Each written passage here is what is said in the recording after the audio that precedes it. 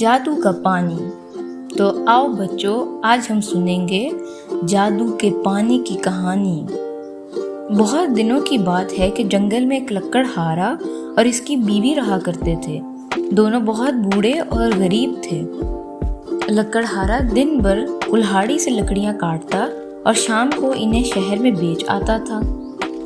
لکڑہار کی بیوی گھر کا کام کاج کرتی تھی۔ ایک دن لکڑہارے جنگل میں لکڑیاں کاٹ رہے تھے کہ انہیں بہت زور سے پیاس لگی۔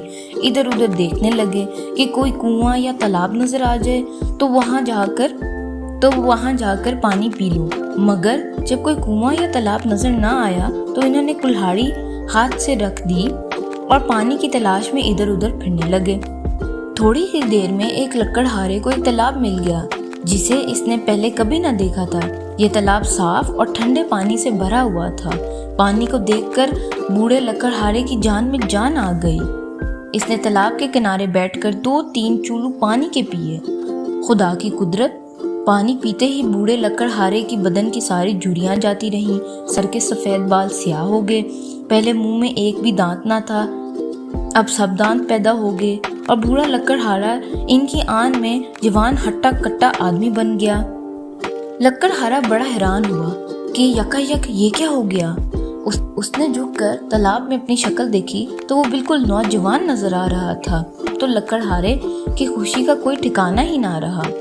اس نے لکڑیاں تو وہیں جنگل میں پھینکی اور خوشی سے اچھلتا کودتا گھر کی طرف چلا۔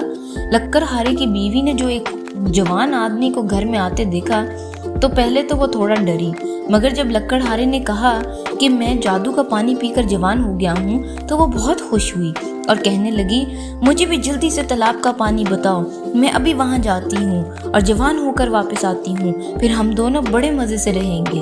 لکڑہارے نے کہا کہ ٹھہرو، میں تمہیں اپنے ساتھ لے کر جاتا ہوں، مگر اس کی بیوی نے ایک نہ سنی اور کہنے لگی، تم تھک گئے ہو، تم گھر پر بیٹھو اور مجھے پتہ بتا دو، میں اکیلی جا کر پانی پی آؤں گی۔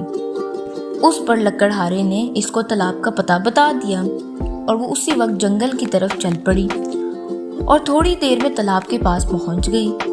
تالاب اب اسی طرح پانی سے بھرا ہوا تھا۔ وہ خوشی خوشی تالاب کے کنارے بیٹھ گئی۔ اس نے سوچا، میں جتنا زیادہ پانی پیوں گی اتنی ہی زیادہ جوان ہو جاؤں گی۔ یہ سوچتے ہی اس نے جلدی جلدی پانی پینا شروع کیا اور پیٹ بھر کر پانی پی لیا کہ منہ تک آ گیا۔ بہت دیر ہو گئی تھی مگر لکڑہارے کی بیوی گھر نہ پہنچی تھی۔ آخر لکڑہارا بیچارہ اسے ڈھونڈنے نکلا اور اس کی بیوی اسے کہیں نہ ملی۔ وہ تالاب کی طرف گیا اور چاروں طرف دیکھنے لگا۔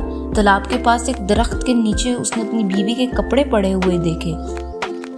اس نے کیا دیکھا کہ ایک چھوٹی سی لڑکی جو کوئی 2-2.5 برس کی تھی کی معلوم ہوتی تھی، کپڑوں میں لپٹی ہوئی تھی۔ قصہ یہ ہوا کہ لکڑہارے کی بوڑھی بیوی نے لالچ میں آ کر جادو کا پانی بہت سارا پی لیا تھا کہ وہ جوانی کی عمر سے گزر کر بچپن کے زمانے میں پہنچ گئی تھی اور جوان ہونے کی بجائے چھوٹی سی لڑکی بن گئی تھی۔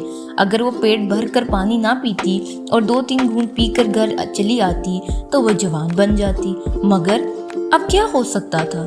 چھوٹی لڑکی نے تو بہت رنج کے ساتھ لکڑہارے کی طرف دیکھا اور بلک بلک کر رونے لگی۔ لکڑہارا اس کی صورت دیکھتے ہی بات کو سمجھ گیا تھا۔